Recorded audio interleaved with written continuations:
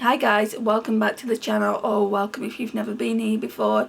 So today we're going to be talking about episode 18 of Married at First Sight. Although it's finished, I do want to get to the end of Married at First Sight, which might take a few more weeks as of yet. So I thought this one would have gone up a lot sooner than it has. So it's been 2 weeks since I put the last one up according to my video upload. So let's just get straight into this because no doubt it's going to be long. So it's episode 18, which is the start of Friends and Family Week. So it's 5 weeks into the experiment, which is the official halfway point. Sandy and Dan's relationship has hit a roadblock that no one saw coming. In yesterday's commitment ceremony, Dan admitted that he wasn't sexually attracted to her. And then I put that has to sting, which it does, because no one saw that coming as far as we was all concerned at that time. He really liked her and that there was chemistry there. So even though Dan claims he doesn't find Sandy sexually attractive, they both decided to have sex. What? The producer said to Sandy, "I'm a little bit shocked and confused. What's happened here?" And Sandy said she was shocked and confused too. She said she went from Dan saying he wasn't sexually attracted to her to having a big fight to "I need a cuddle" to them having sex. Sandy said, I'm not upset about it." So then it goes to Melinda and Layton. Melinda said, "How's Harrison?" to Layton, and Layton said he's ramped up the acting skills. Melinda said to Layton it was like the highlight of her night seeing Harrison up there speaking with the experts, putting on the waterworks. She said if that was real, he all of a sudden just tripped and fell in love. Layton said he was baptised.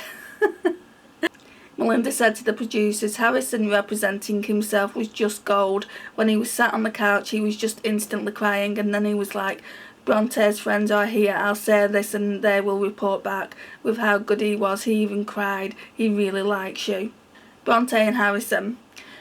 In Bronte and Harrison's apartment, he's trying to play the doting husband, asking what he can do to make Bronte feel more comfortable. I'm with Melinda. I think it's one big act with this couple for sure.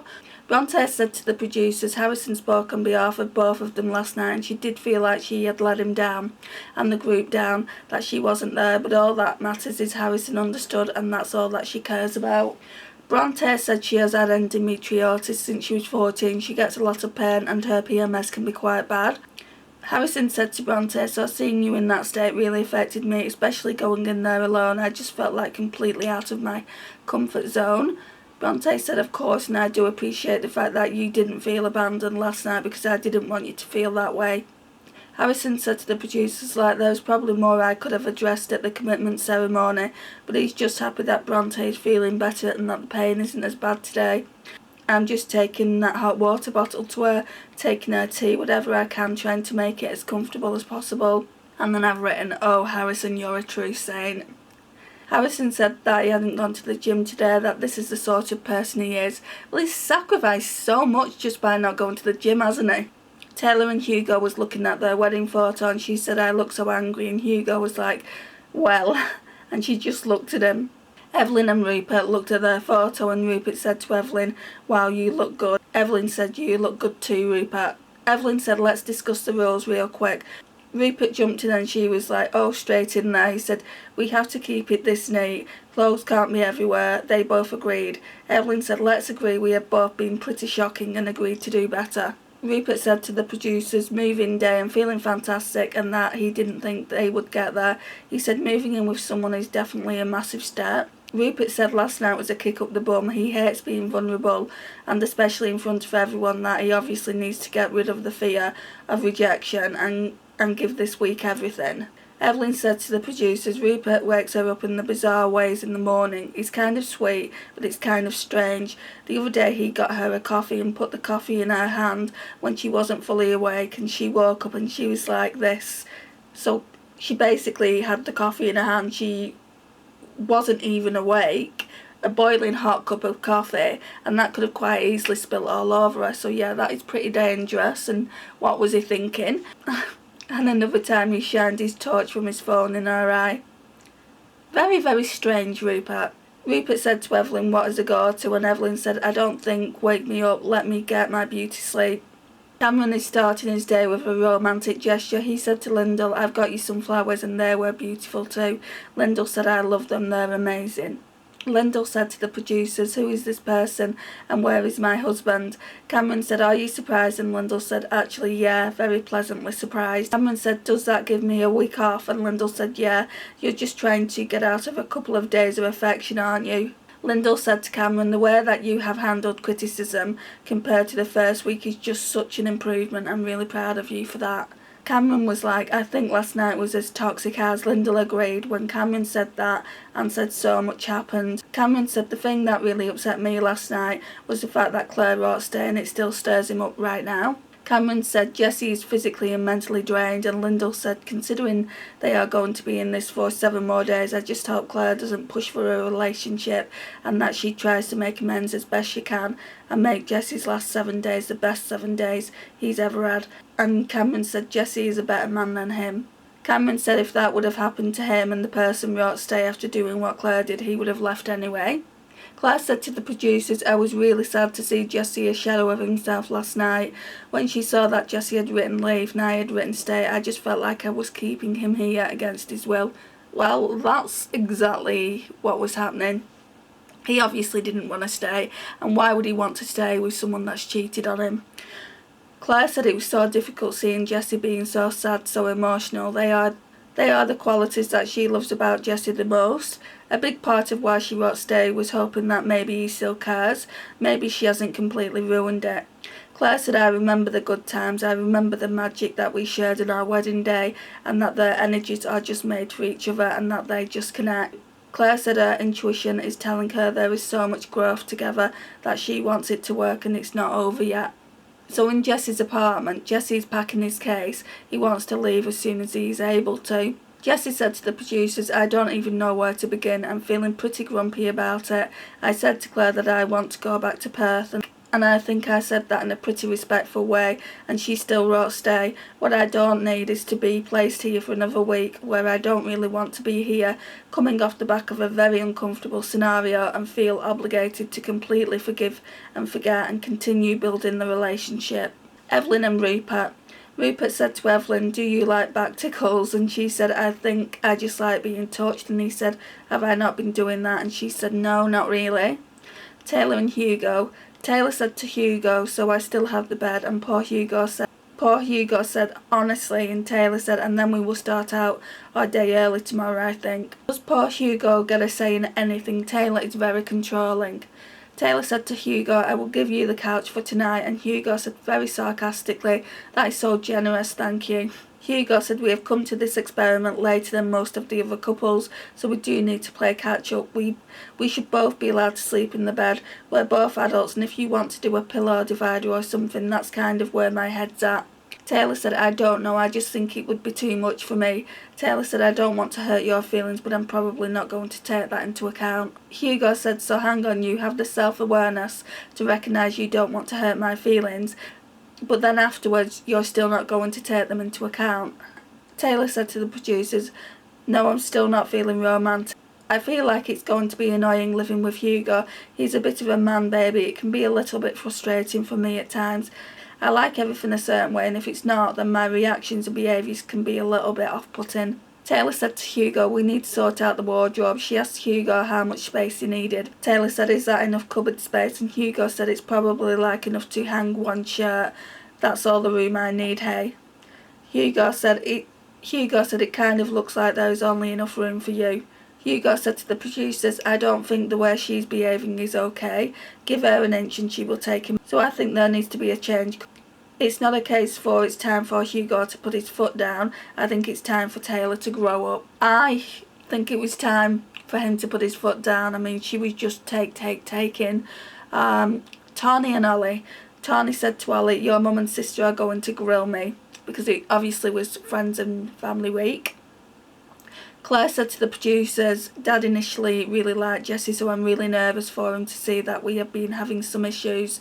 I really want today to go as smooth and chill as possible, but I don't know what that conversation is going to be like. When I'm telling Dad what happened in front of Jessie, what I've done, I really want to reassure both of them that I made this massive mistake, but it's not the definition of our relationship, and I'm going to do the best I can to make it better than it was before." What we've got to ask ourselves is, if it was the other way round, if the shoe was on the other foot, would she be as understanding if it was Jessie that had done that, if Jessie had kissed one of the other wives? And I don't think she would be. So yeah. Jessie said to the producers, just continuing in the experiment off the back of what happened, it's just tough. My olive branch towards Claire is yes, perhaps your heart is in the right place, but overwhelmingly I want space. Today in particular it just feels strange to have to sit down with the father of the chick who's gone and kissed someone else. He said, what am I doing? Jessie did go to Claire's apartment, which shows how nice he is, because if someone had done that to me, I'd never want to see them again. Claire said to Jessie, how are you feeling? And he said he was alright. Claire said, I know it's a lot. Claire said, I'm really hoping after this week, some family time, some fun, hanging out more, might allow us to open up a little bit more to each other. Here is what I'm hoping for. Jessie didn't know what to say, he just nodded and said, well, it's nice to know where your head's at. So even then he was still being really, really polite. Claire said to the producers at lunch today, I know there is going to be a couple of hard conversations around what's been happening between Jessie and I, so that is making me feel a bit nervous. Claire said my dad had amazing life experience, he's had broken hearts and had overcome more things than we have, so I'm hoping he has these little nuggets of life advice. Claire's dad said to the producers, Claire hasn't told me much, which leads me to believe that they're over the moon and that there are sparks, and I'm thinking she's going to say that she's going to move to Perth, which will probably tear me to shreds, so that's what I'm sort of expecting. And I've just written, oh, how wrong you are. Claire said, let's do a toast for being here. Miss you, love you. Claire's dad Lee said to you guys. Lee said to them both, so I take it it's all good. Lee said to both of them, so I take it it's all good, you're both happy. Claire said, I mean, it's been super emotional, it's been very up and down, we clashed a little bit as you do, we brought it back, but then I kind of did something messed up.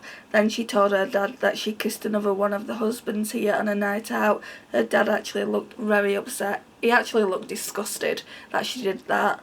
Claire said, I'm not proud of my actions at all. Her dad said, I'm honestly shocked because it's not you, that's the thing. And you told Jess, or did Jess find out from someone else? Claire said, yeah, I came forward and told Jessie, and her dad said, well, I'm glad you did that you owned up to it. But she didn't own up to it straight away, did she not? She took 2 weeks. Lee said, how do you feel about that, Jess? And he said, pretty hurt. And Lee said, like I am at the moment, a little bit hurt. Jessie said, I didn't come back into this room since, so I've had I don't know how many days in my own place, and I think the first week was pretty rough. Lee said to both of them, give me your hands. Life is ups and downs, I've experienced a lot of it. There are things that we can get over and things we can't get over, but that's up to us. We have that decision to make. I can't tell you what to do. I'm hurt, look at me. And Claire said, yeah, I'm really sorry. Lee said, I'm hurt for both of you. You're married. If you can't find it in your souls, if you can reach deep down in your heart, then just have it out, talk it out and move on from it. Whatever happens here, really fight for it, because that's what it's all about. This is real. Lee said to both of them, whatever decision you guys make, I'm going to respect, but I hope you guys can do something. I really hope. Lee said to Jessie, have you forgiven Claire? Have you thought about forgiving Claire? Jessie said, yeah, I've definitely thought about it. Going into this week, I thought I'll be a passenger to see what Claire can do to earn my trust back, and I'm hoping by the end of the week that I can have that conversation with myself and see where I want to go. Claire said to the producers, everyone wants their parents to be proud of them. I don't want them to feel disappointed in me. And I was like, oh shit, I'm going to tell him. Claire said, what I've done is a massive disappointment. Everyone wants their parents to say, I love you, I see who you are, I'm in your corner, I'm backing you, not that you're a disappointment or I'm really upset with you. Claire said, I didn't expect to see this side of my dad. It shows me how much he cares, and I guess it just makes me think how disappointed I am in myself, but also how people can move on from this and how important it is to really try. I'm really taking this wisdom significantly. It's not going over my head, that's for sure. Lee said to the producers, that was quite intense and not what I expected to hear. I'm really devastated about it. Jessie said to the producers, where I'm at with the experiment right now is it's a hard one to answer. It's just tough because Lee had some good things to say. I really don't like the place that I'm in because I really know Claire's dad was coming from a really great place. He wants the best for both of us. However, I still feel this kind of pressure that I need to forgive at a rate of speed that I don't feel I'm ready for. Where to from here is a big question. It's the whole thing where your head is saying one thing and your heart is saying another. It's not easy. The new couples get their first challenge. Evelyn and Rupert got the hug challenge. Rupert said, how are we going to hug? Are we standing? And Evelyn said no. And Rupert said, are we just going to park ourselves here on the bed? What are we doing? Evelyn said, what do you want to do? Right, so as I was saying, I just feel like Rupert finds it really, really difficult to take charge, and he's not a good decision maker. So let's carry on. Evelyn asked Rupert, what's your favourite hug position? He said, I don't know, adult hug. And Evelyn said, what's an adult hug? And Rupert said, oh, that's just sex. Evelyn said, oh, are you being serious, Rupert? Rupert said, have you got your eyes open or closed? And said, what are you thinking about? It's like Rupert couldn't just be in the moment, he couldn't switch off. Evelyn said, stop talking, just enjoy the hug. Rupert said to Evelyn after the hug, hopefully I will just come up and hug you. I'd like that. I feel like I've been holding back. Evelyn said, why have you been holding back? Rupert said, it's just that fear. Rupert said, am I a good cuddler? And Evelyn agreed that he was. Then Rupert said, did you put deodorant on this morning? And it's like, Rupert, why? Why are you saying that on national TV? Evelyn said to the producers, I'm really excited because this is definitely what I like, intimacy and building a connection. Evelyn said, I can tell when Rupert is nervous, he makes terrible jokes as a way to deflect. Evelyn said, I'm beginning to understand and kind of ignore it as Rupert has told me that he wants to take charge and show me he's ready for a marriage. Evelyn said, we have a very strange dynamic. It has its good days and it has its, but I think it's heading in the right direction. Tayla and Hugo. Tayla and Hugo got one of the most controversial tasks. So Tayla had to rank the husbands least attractive to most attractive, and so did Hugo with the wives.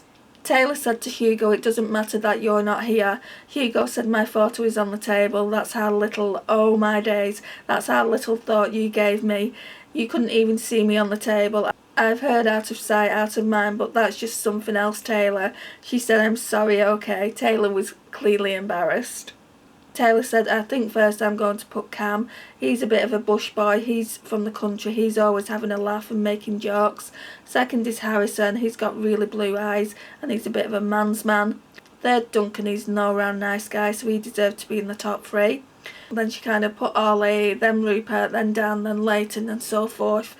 Then she got to Jesse and said, I don't know Jesse very well, but he just gives me serial killer vibes for some reason. He has to go last, I think. Tayla said, where are you going to go? And Hugo said, there is a spot just here. And Tayla said, I want to be honest, Hugo. Tayla was trying to find a place for Hugo and she's like, this is so stressful. Tayla eventually said, I think you deserve to go first. Hugo said, are you being honest? And Tayla said, honestly, you deserve to be up there because you are funny 60% of the time. Hugo said, that's better than half. And Tayla said, yeah, I really like you. I don't think I would have liked to be matched with anyone else in this experiment. Hugo says, you're making me blush.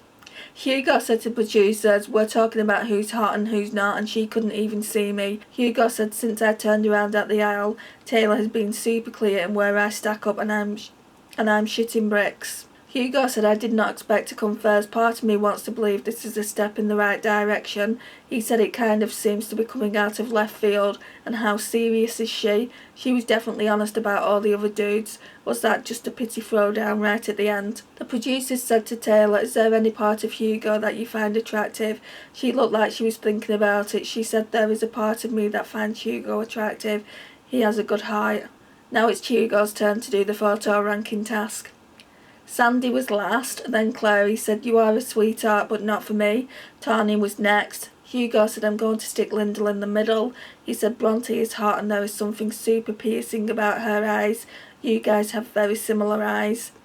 Then Hugo said, Evelyn is hot, but I really don't know her that well. Melinda was his first choice. Then came to where he was going to put Tayla, and he said, I want to put you first, I really want to put you first. And Tayla said, really, 100%, you're in the top 3. And Tayla said, really? And Hugo said, 100% you're in the top 3. But do you think you deserve to be first? The way you have been treating me? Tayla said, I know that you think I've not been trying as hard as I should. And Hugo said, where do you think you should be? Where would you put yourself? She took the photo. She said, I'd probably put myself last. Hugo said, this isn't about looks, it's about intelligence, it's about trying. So I think from all that aside, maybe you do deserve to be placed last. Hugo said, look, it's my decision, there is no way I'm going to let you be last. Hugo said, look, it's my decision, there is no way I'm going to let you be last. Woman, you can go second last.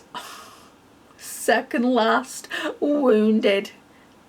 So this is basically how it went. So first was Melinda, second Evelyn, third Alyssa, fourth Bronte, fifth Lyndall, sixth Tahnee, seventh Claire, eighth Tayla. So his wife was in 8th place. You'd just be wounded, wouldn't you? And then Sandy, 9th. Tayla said to the producers, I have an idea of the order Hugo's going to select. He's talked about the other girls and where they sit.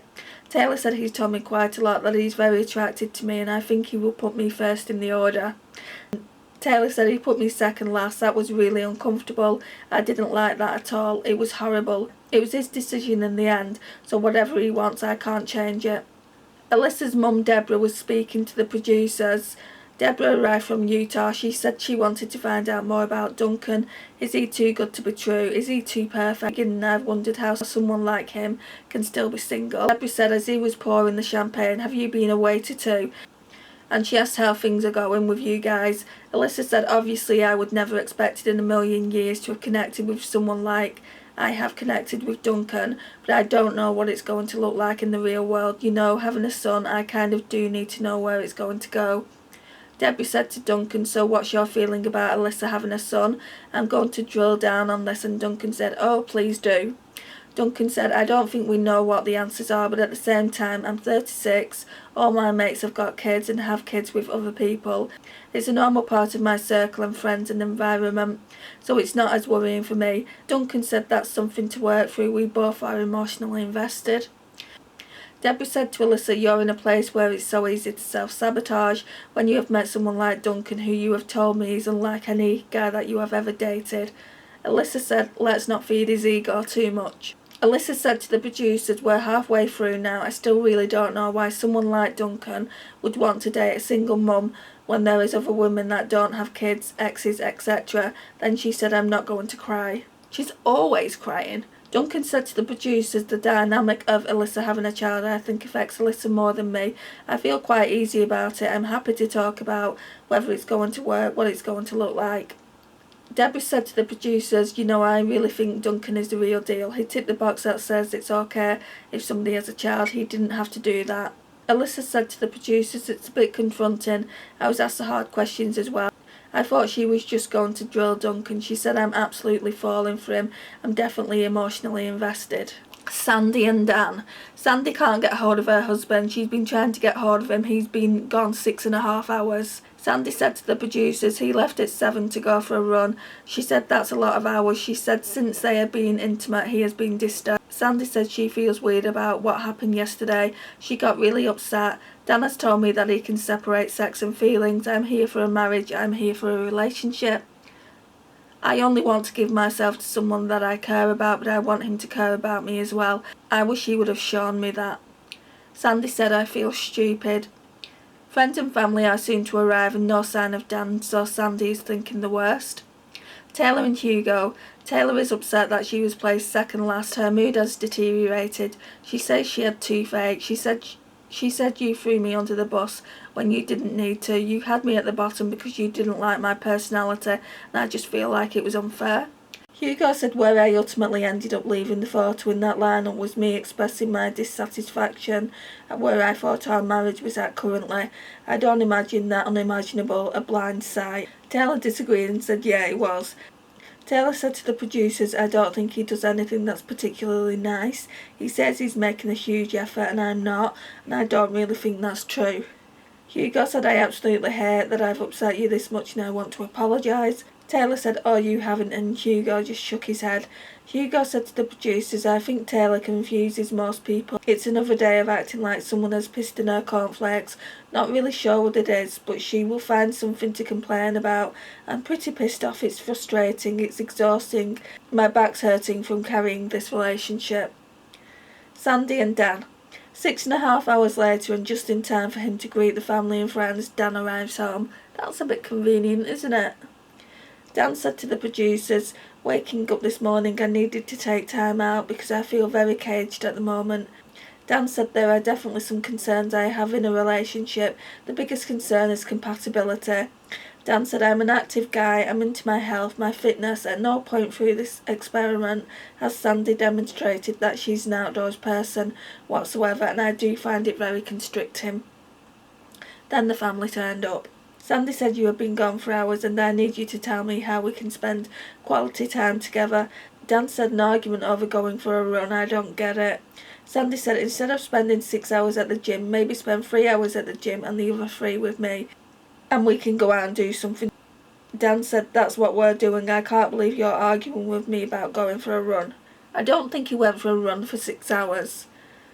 To me, that just screams dodgy. Dan's friend Georgia arrives and Sandy's sister Kiran, so the conversation, or shall we say argument, between Sandy and Dan had to be paused. I don't know what you guys think, but I don't think Sandy is being unreasonable. She just wants to spend some time with her husband. After all, this is why she has come to the experiment, and she's given so much up to be there. Kiran asked them how they had been going. Sandy laughed uncomfortably and said, where do I start? At the moment, I am really confused and stressed out because I'm like I've developed feelings for him, but I sometimes get a sense that he doesn't want to spend time with me. I don't think he likes me. Kiran asks, why do you think that? Dan didn't even let Sandy answer before he jumped in and said, Sandy is a little bit of an overthinker. I mean, telling Sandy's sister that, I think she knows her sister a little bit more than Dan knows her. Dan said she gets in her head a little bit, so then she's like, does he like me or does he not? It's preventing Sandy from leaning in, so how that looks to me is that somebody that wants to be left alone. Dan said the way I like to connect is in a very expressive way. I'm very high energy, I'm a very active man. I'm climbing mountains, paddling rivers, swimming in waterfalls. He turned to Sandy and said, you're not an active person and I'm not feeling that energy connection. And energy is so important to me, as you know. Then he pointed at his friend Georgia, almost like she was there to have his back. Dan said, what I'm trying to work out in this moment is, are we compatible? And Kiran said, are you? And he said, that's a big question mark. Sandy said, I think our interests are different. I think what I struggle with is the beach. I have eczema, so if I go into the ocean, my eczema breaks out, I get full-on breakouts. And Georgia said, wow. But the way she was coming across was like that she didn't believe what Sandy was saying. Sandy said, so basically that means I'm allergic to the ocean. Georgie said, that's a big one. Sandy said, sorry I was born this way, but I can't help that. And Georgie was like, I mean, it's not your fault. And Sandy said, in saying that, I've always said I wanted an apartment overlooking the sea. Georgie said, right.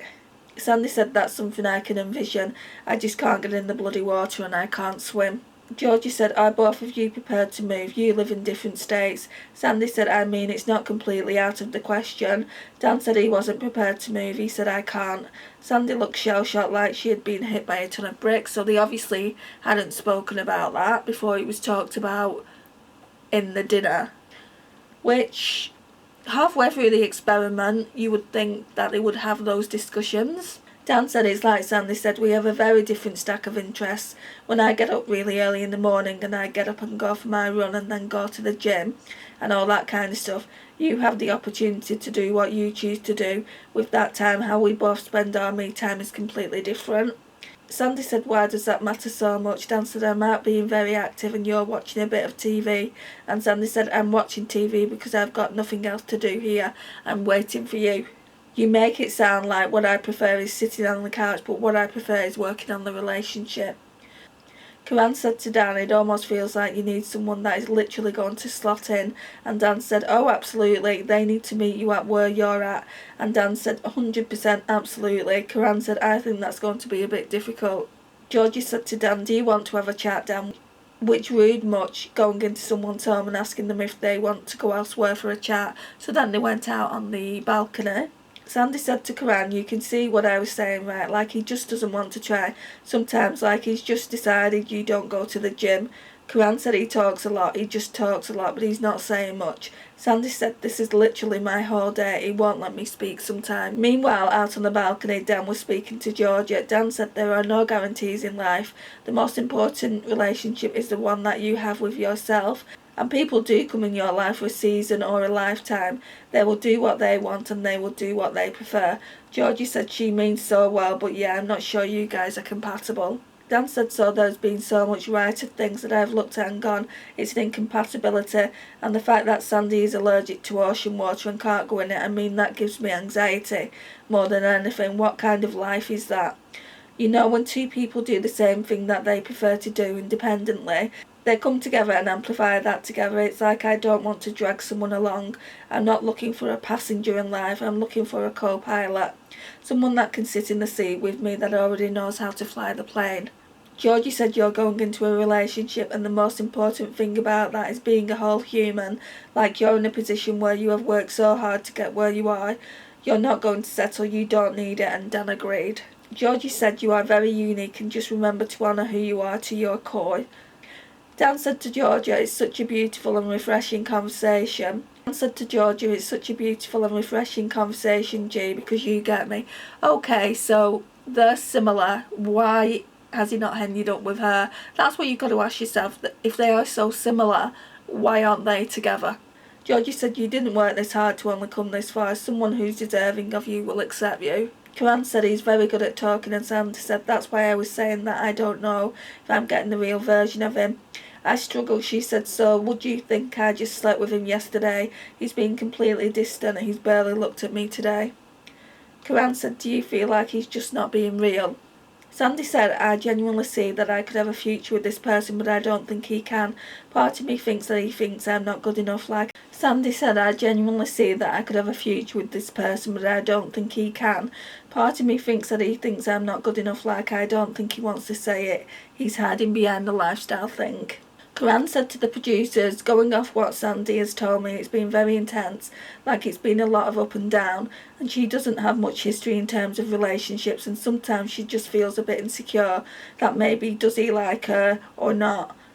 Today I just really want to get to know Dan better, I guess get to know his intentions, because that's the main thing. Will they have a future together? Kiran said, I kind of think that Dan is making Sandy feel like she's not good enough. He's coming up with lame excuses why she might not fit into his life. Kiran said Dan is very rigid in the fact that he wouldn't move, but also why should she have to fit into his lifestyle? Like why can't he meet her halfway? Kiran said, I think Dan has a very set vision of what he wants for his life, and I think she feels insecure and doesn't want to go into this like, oh my god, I really, really like him, but then not getting those same feelings back. I think she's just protecting herself a little bit, like from heartbreak, I guess. Sandy said to the producers, after we slept together, he's kind of treated me like I don't exist. Dan said to the producers, having Georgia here 100% confirmed everything that I'd been acknowledging. Dan said, I mean, you've seen the kind of relationship and dynamic that I have with Georgia. That's a real important energy that I'm looking for in a relationship. Okay, so again, why isn't he with Georgia? I've got a feeling that Georgia is his ex-girlfriend. Why aren't they together? There'll be a reason for it. Dan said the only thing that matters is the right here and right now. It's the only thing that exists. Does the compatibility work now? And that is the big question mark. The guests have left and Dan and Sandy are sat down ready to talk things over. Dan said, I think for me what came up is the incompatibility between us, the difference in lifestyle, the difference in interests. One of the big things that I really want, and I spoke to the experts about it, and that's someone that's very active, very into their fitness, goes to the gym, goes running, spends time on the ocean. The me time is a classic example when we both have me time. How we choose to spend our me time is completely opposite and completely different. It's like he's trying to make her feel bad for not liking the same as he does, but at the end of the day, if you like the same, if you've got the same interests, it's going to be pretty boring. You know, you might get on for a little while, but I mean, it's going to be kind of like you're the same person.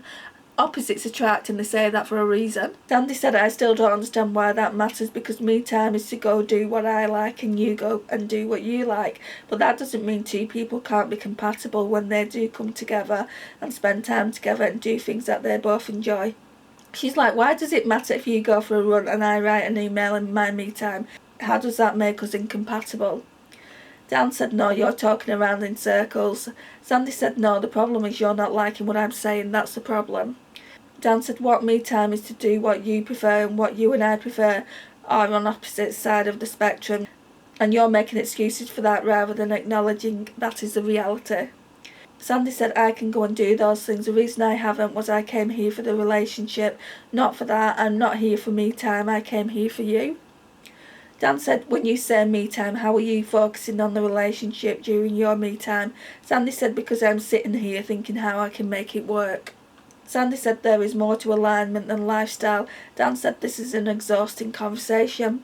Sandy said, you just don't agree with what I'm saying. He said, no, I don't. It's deflection, it's excuse, it's justification. You're dancing around it all rather than saying, okay, then cool. Dan said, I'm trying to have a civil conversation with you. Sandy said, I'm being civil, but you're getting upset with me. Dan said, you're raising your voice. You're talking over the top of me. You're being abrasive with me. God. Sandy said, I'm just trying to make it work. That's the problem.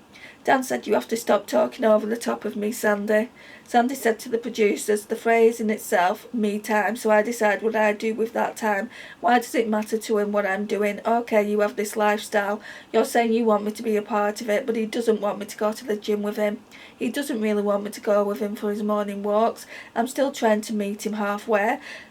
What can I do to try and be in alignment? I feel like he's just gone, we're in misalignment, that's it. Sandy said, it's exhausting. I feel like I'm being pretty clear, but I'm getting told that I'm going round in circles. This is why I struggle to call him out on things. He just shuts down. Sandy said, I'm being very real. I'm just saying what I'm feeling and what I'm sensing, but I don't think he likes it. So I've written, I agree. I think Dan just wants Sandy to agree with him. And why should she? She's got a voice, so use it. Dan said to the producers, I think part of the issue is deep down Sandy knows what I'm talking about, and I'm getting bored by it, to be honest with you. It's all just excuse making, it's all just words, and that's where it ended. So we're going to talk about Friends and Family Part 2 in the next episode. It took me a while to get here. I hope this video isn't too long. I'll try and cut it down where I can.